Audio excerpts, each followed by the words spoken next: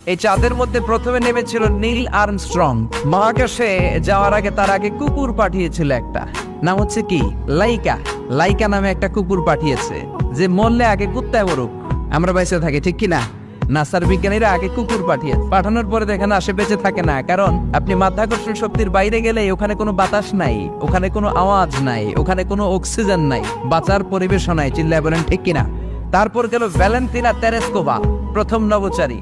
এদের সাহসের এই ধারাবাহিকতায় 1969-এ অ্যাপোলো 11 নামে একটা স্পেস শাটল দিয়ে নাসার সেই স্টেশন থেকে নীল আর্মস্ট্রং, এডউইন অলড্রিন আর মাইকেল কলিন্স তিন বন্ধু মিলে একটা স্পেস শাটল দিয়ে চলে গেল চাঁদে। চাঁদে তারা নামলো, ইউনাইটেড স্টেটস অফ আমেরিকার পতাকা তারা সেখানে গেড়ে দিল। নীল আর্মস্ট্রং খেয়াল করে দেখে চাঁদের এই মাথা থেকে ওই মাথার মাঝখানটাতে ফাটিয়েছে কে? সে পরবর্তীতে পৃথিবীতে এসে বিশ্বনবীর বায়োগ্রাফি পড়ে জানতে পেরেছে এটা বিশ্বনবী আঙ্গুলের ইশারায় ফাটিয়েছিলেন। পড়েন আল্লাহু আকবার। আবার চাঁদের মধ্যে সে একটা মিউজিক শুনতে পেল। কি শুনতে পেল? চমৎকার একটা মিউজিক, কিন্তু পৃথিবীতে এসে কোথাও এই মিউজিক সে পায় না, কোথাও এই মিউজিকের ক্যাসেট অ্যালবাম খুঁজে পায় না।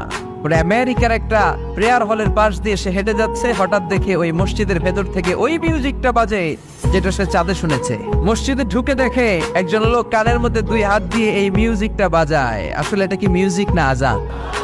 সে ভিতরে ঢুকে মুয়াজ্জিনরে বলে, তুমি এত বড় সিঙ্গার, এত বড় মিউজিশিয়ান, তোমার গান, তোমার মিউজিক চাঁদেও বাজে, কি এটা? সে বলল, এটা গান নয়, এটা মিউজিক নয়, এটা হচ্ছে আজান। চিল্লায় বলেন ঠিক কিনা? সে আজানের ধ্বনি আজও আছে না নাই? মহাত্মা গান্ধীর নাম শুনছেন? ভারতের অবিসংবাদিত নেতা, ব্রিটিশ খেদাও আন্দোলনের পুরোধা, যিনি বারেট ল করেছেন লন্ডন থেকে, পেশায় একজন ব্যারিস্টার। তিনি ভাবলেন সবসময় মুসলমানদের একজন নবীর কথা শুনি, আমার হিন্দুস্থানে সবাই বলে মোহাম্মদ মোহাম্মদ, কেই মোহাম্মদ, দেখি তো তার একটা জীবনী গ্রন্থ পড়ি। তো 2 খণ্ডের একটা জীবনী গ্রন্থের প্রথম খণ্ড উনি পেলেন। উনি ভাবলেন বইয়ের ভূমিকাটা পড়ে রেখে দেব, পুরোটা পড়ার দরকার নাই। কিন্তু ভূমিকা পড়ার পরে পুরো জীবনী পড়ার আগ্রহ, কৌতূহল, কিউরিয়াসিটি তার অন্তরে ঢুকিয়ে দিল কে? পড়তে শুরু করলো বিশ্বনবীর শৈশবকাল, কৈশোরকাল, যৌবনকাল, তার বিবাহ, তার সমাজনীতি, তার রাষ্ট্রনীতি, তার আন্তর্জাতিক নীতি, তার মাক্কি জীবন, তার মাদানী জীবন। পড়তে পড়তে প্রথম খণ্ড শেষ। এখন দ্বিতীয় খণ্ড পড়ার দরকার আছে না নাই?